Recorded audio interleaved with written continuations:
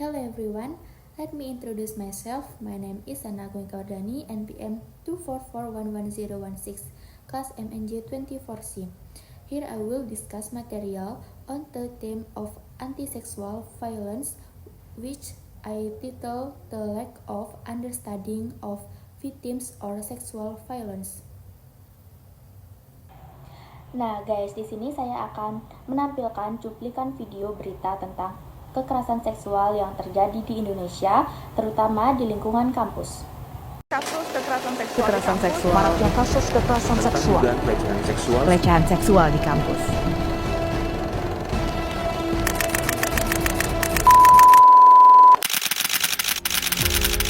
Sedikitnya kekerasan seksual menimpa 45 mahasiswa di 2 kampus. Ibarat fenomena gunung es, jumlah yang tercatat, yang belum tercatat, diduga jauh lebih banyak. Peraturan Mendikbudristek nomor 30 tahun 2021. Nah, dari video tadi menunjukkan bahwa banyak kekerasan seksual terjadi di kampus. Kekerasan seksual terjadi di kampus bukanlah hal yang jarang terjadi. Banyak mahasiswi atau mahasiswa mengalami kekerasan seksual di kampus, tapi mereka memilih untuk bungkam karena mereka merasa bingung untuk melapor kemana. Dan hal ini menunjukkan bahwa masih banyak mahasiswa yang kurang paham tentang kekerasan seksual dan kurangnya informasi dari kampus atau bahkan kurangnya edukasi untuk mereka. Nah, tema presentasi kita kali ini yaitu anti kekerasan seksual yang berjudul tentang kurangnya pemahaman pada korban kekerasan seksual. Nah, kita lanjut ke topik pembahasan atau materi kita ya guys. Yang pertama ada kekerasan seksual yang terus bertambah setiap tahun. Ya, kekerasan seksual terus bertambah setiap tahun karena mereka memilih bungkam dan tidak melaporkan ke pihak berwajib karena mereka menganggap itu adalah hal yang wajar. Atau mungkin mereka merasa takut untuk melaporkan hal tersebut sehingga kasus kekerasan seksual tiap tahunnya meningkat. Yang kedua, korban enggan melapor. Korban enggan melapor kemungkinan ada beberapa pemicu ya. Yang pertama mungkin mereka merasa takut jika kita melapor atau kita mengadu ke pihak yang berwenang tentang hal ini, mungkin mereka mendapat ancaman dari luar atau mungkin ancaman dari si pelaku atau enggan melapor kemana atau mereka tidak tahu mereka harus lapor kemana, makanya mereka memilih untuk diam atau memilih untuk bungkam. Kurangnya pemahaman. Nah, di sini edukasi itu penting bagi mahasiswa karena agar mereka tuh paham apa itu kekerasan seksual dan bagaimana wujud kekerasan seksual tersebut. Jadi mereka tidak salah artikan kalau mereka mengalami kekerasan seksual tersebut, mereka sudah tahu bagaimana cara mengatasi dan mereka harus melaporkan kejadian tersebut kemana. Ketimpangan antara mahasiswa dan dosen. Nah, di sini peran dosen sangat penting ya teman-teman bagi kita karena dosen itu bagaikan rumah kedua untuk mahasiswa karena mungkin ketika kita ada masalah kita bisa melapor ke dosen. Jika kita tidak dekat atau kita memilih untuk menjauh dari dosen karena kita beranggapan dosen itu galak, jadi kita memilih untuk menjauh. Nah, itu tidak benar ya teman-teman. Justru dosen itu akan banyak membantu kita ketika kita mengalami kesusahan di kampus karena dosen itu bisa membimbing kita. Dan mungkin ada beberapa mahasiswa yang menganggap kalau melapor ke dosen itu mungkin akan mempengaruhi nilai mereka karena mungkin mereka menganggap itu hal yang tidak benar yang terjadi di kampus. Jadi mereka merasa takut jika melaporkan hal tersebut kepada dosen. Nah, mungkin ya dari yang tadi itu mungkin kita merasa bingung. Jadi kita lanjut ke faktor penyebab kurangnya edukasi.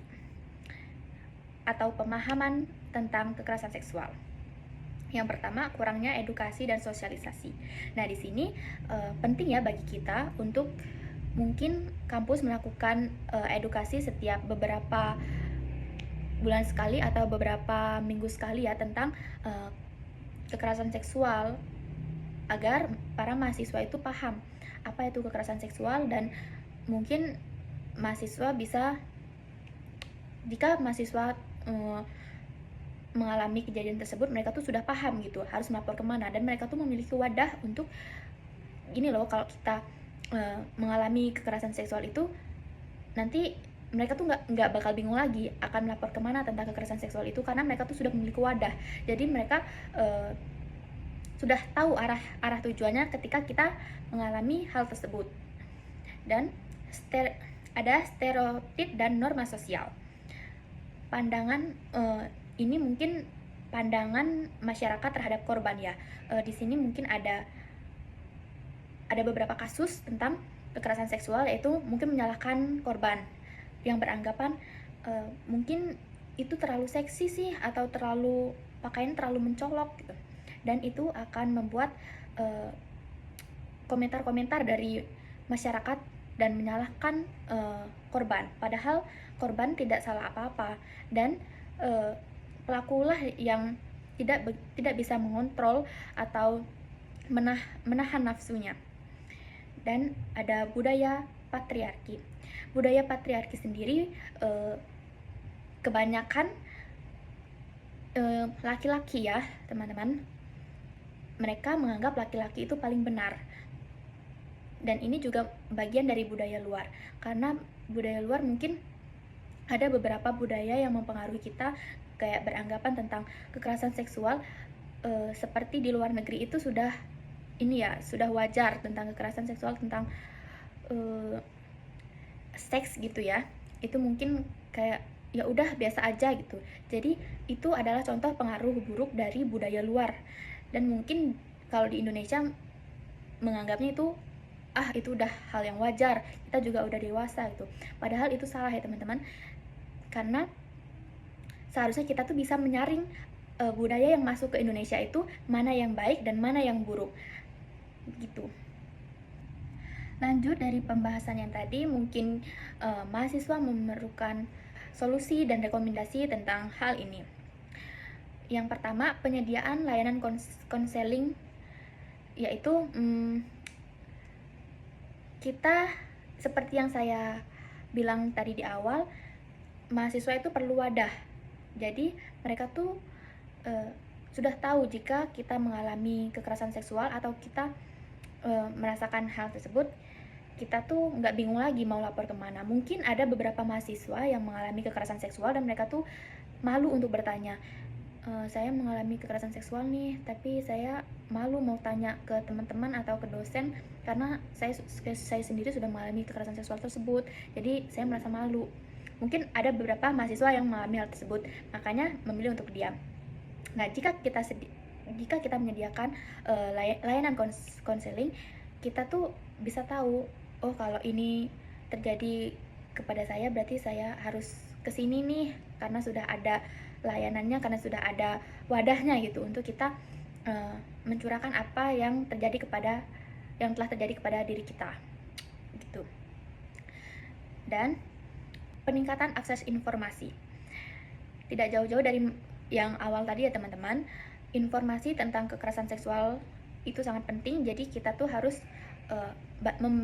memperbanyak relasi atau memperbanyak kenalan gitu. Jadi kita kalau semisal mengalami hal tersebut, kita tuh sudah tahu mau lapor kemana, karena itu tuh sangat penting ya teman-teman. Jangan sampai kita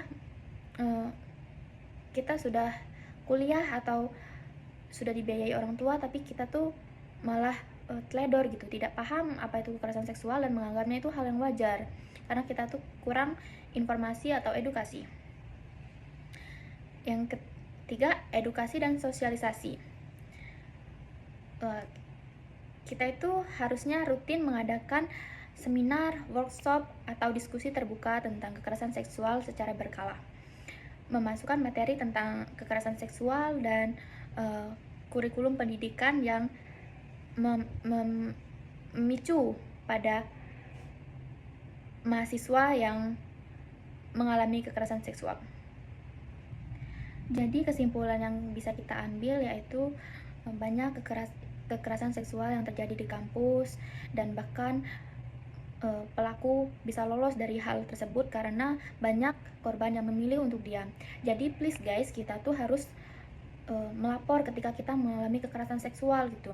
Dan ini nih sangat penting ya bagi kita, harus menyediakan layanan konseling tentang kekerasan seksual ini agar para korban tidak merasa bingung harus melapor kemana. Jadi mereka tuh sudah memiliki wadah untuk melindungi diri gitu.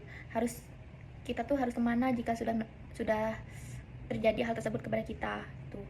Sebagai terutama mahasiswi itu harus pintar-pintar ya guys menjaga diri kita sendiri, karena apa-apa itu yang bakal dirugiin tuh cewek, karena cowok itu nggak bakal ngerasain hal pahit, karena omong-omongan yang jelek itu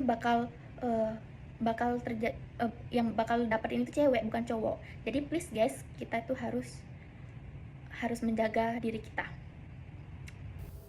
Thank you for your attention. I say thank you.